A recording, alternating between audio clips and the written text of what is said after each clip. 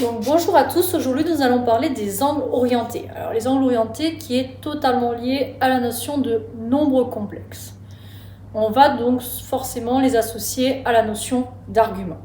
Donc lorsque je vais parler d'angle orienté, je vais me mettre dans ce qu'on appelle le plan complexe autour du cercle trigonométrique afin qu'on puisse voir, appréhender un petit peu ce qu'on entend par l'angle orienté puisque ça va être lié à la notion d'argument. D'ailleurs, on reprendra les propriétés de l'argument. Donc, comme d'habitude, on va considérer notre cercle trigonométrique, comme ceci. On va considérer O, I et J. Et on n'oublie pas dans le sens positif ou encore sens direct. Si je considère un point M, que je ne vais pas forcément placer sur mon cercle trigo comme ceci, nous avons vu grâce à nos nombres complexes, qu'ici nous avions donc son module, puisqu'on va lui associer z comme axe fixe, et là nous avions θ, son argument. Donc ici, argument, c'est un angle. On va pouvoir lui appréhender ici un angle, c'est l'angle, on va l'appeler OI-OM. Donc on commence par OI, et nous allons vers OM, d'accord? On voit vraiment le sens de la flèche. On a donc l'angle OI, OM qui va correspondre à notre angle θ qui correspond donc à notre argument. Donc on verra qu'il va y avoir un lien entre argument et angle orienté. Alors, dans cette vidéo, on va vraiment se concentrer sur ce type d'écriture. Alors maintenant, contrairement à vos angles, vous vous rappelez, où par exemple on notait IOM, et bien vous aviez la même écriture MOI. D'accord? Ne prenez pas en compte l'orientation. Or, on sait que maintenant on a un sens direct et un sens indirect. Donc maintenant qu'on sait ça, on va regarder un petit peu les propriétés de ces angles orientés. D'ailleurs, si maintenant je ne considère pas l'angle OI-OM, mais si je considère l'angle OM-OI. D'accord? Qu'ici j'inverse. Que va-t-il se passer? Ça veut dire que je pars de OM vers OI. Vous voyez ce que je veux dire ou pas? Donc, puisqu'on va respecter le sens positif, donc il faut vraiment s'interroger sur l'angle que l'on va désigner. Regardons maintenant.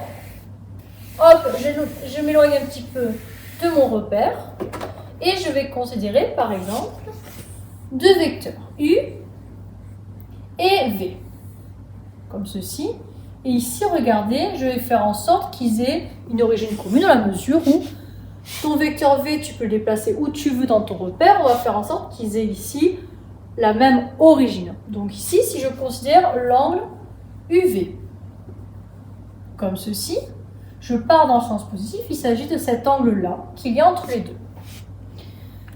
Que va-t-il se passer maintenant si je considère l'angle, enfin l'angle orienté, moins UV? C'est-à-dire ici, moins U, on sait que c'est un vecteur qui va être donc opposé. Donc, opposé, je vais construire ici l'opposé de mon vecteur. Donc, on va avoir un angle de pi entre les deux. D'accord? On respecte même direction, donc l'alignement, même norme, mais attention, sens contraire. Donc ça va être moins U. Alors, sinon, je considère le moins UV. Attention, ce n'est pas cet angle-là. C'est on part de moins U. Et je respecte mon sens direct. Donc, moins U vers V. Ça va être tout cet angle-là. Et bien, ça va être quoi?